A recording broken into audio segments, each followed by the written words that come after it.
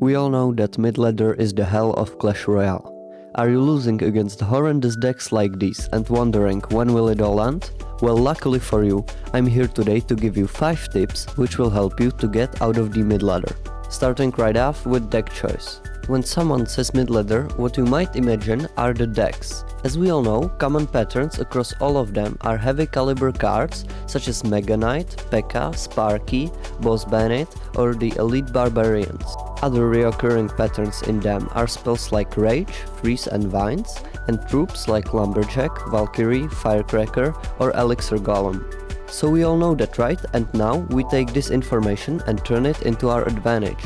Think of cards that counter these types of cards.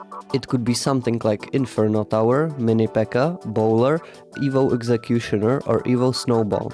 What you can do is either build your own deck utilizing these counters or look into already well-established decks with these cards.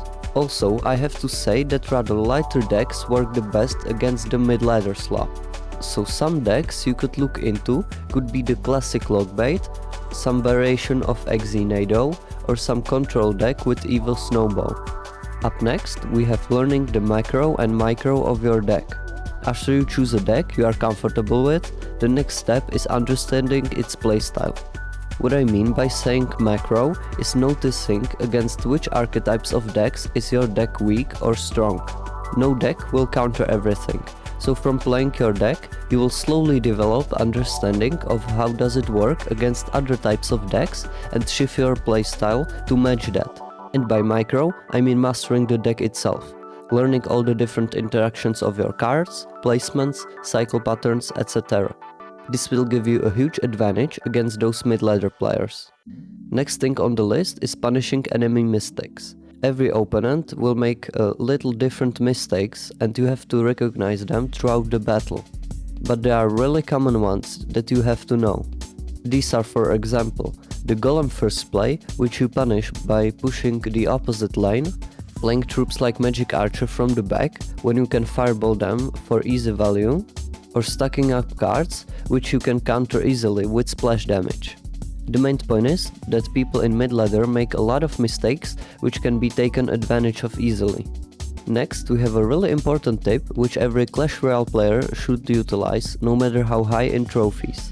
And that is elixir counting and card counting. You might heard of these two concepts before, so you might know they are the most important in the game. First, let's talk about elixir counting. This has quite a few layers, up to the point where the best players know exactly how much elixir their opponent has, but we are not here to learn that. What you can implement right away is just thinking about your opponent's elixir. That's how you start learning, and it's only about practice from there. What is enough for you is just recognizing that if your opponent played a golem in the back, he won't have much elixir available. Or when they haven't played anything in a while, you know they will have a lot of elixir. And the card counting or keeping track of your opponent's cycle is the second important thing.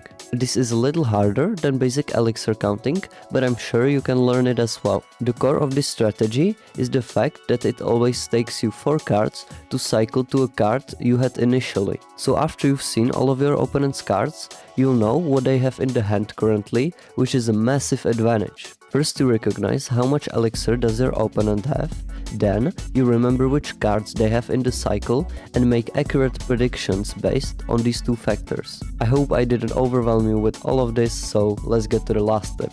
And that is managing your elixir. This is pretty straightforward. It is all about recognizing the game state, if you have the upper hand, and your deck abilities.